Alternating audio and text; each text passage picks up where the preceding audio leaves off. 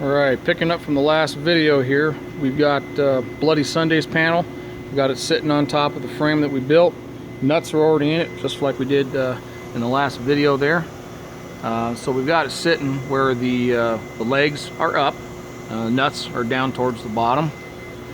So as I've laid this panel up here, I've eyeballed that to make sure that it sits straight with the frame alignment, so when this thing hangs up, you'll be able to see everything balanced and level. The next thing we're going to do is start putting L-clamps on here to clamp and pull this down. We are going to have to reach in some areas, such as like right underneath here, and I'll run a cutoff disc in here and trim some of those sprue bars out to help that to pull down flatter than what it is right now.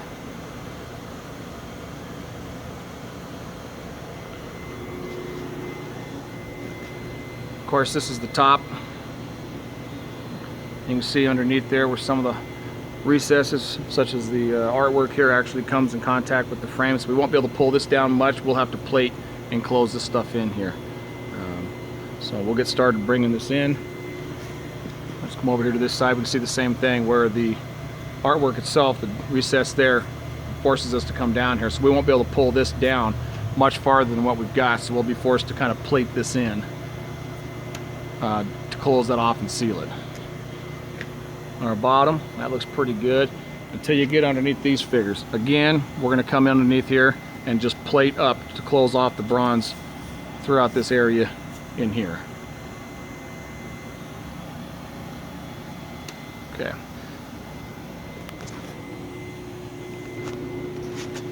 As best as you're able, you're going to want to start clamping from the middle and work your way to the outsides. That way, as the clamps down, your spread will go that direction. So here I've got my first 5-inch L-clamp there, a nice heavy 7-inch L-clamp over on this side. You can see how that's pulled that bronze right on down to our frame, and because our frame is on a nice flat piece of steel, we're not going to warp our frame here as we weld this down. So I'm going to start by placing a tack here, here, and here to secure this part down. And then I'm going to start pulling this other corner here and work my way around out from the middle to get this pulled into place.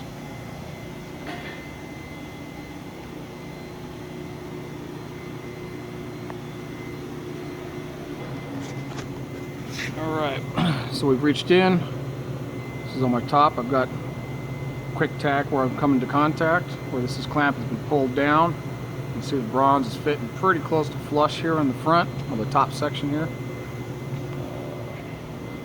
Come around to our back side. Our corner down here came in contact nice and tight, so I've tacked it in place.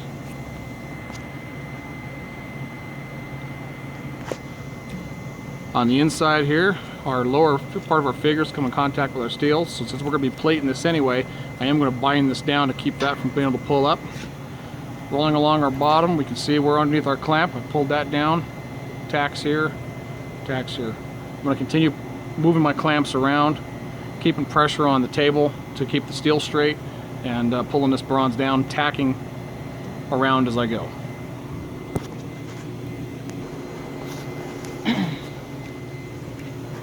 Okay, over here we pulled this side down with our other L clamp. We can see here we've got a tack on the inside there. That's where the lower part of the panel here comes in contact with our steel. We've also got a nice little tack right here. This side is up. We're going to take and tap that down with a rubber hammer, dead blow hammer, so we don't ding up the surface. We can pull that down. We might even need to pull a clamp on that and pull it down.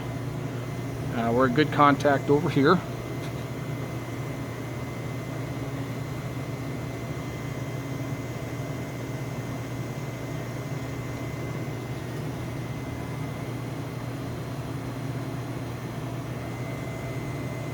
And we're going to pull this side here down a little bit more.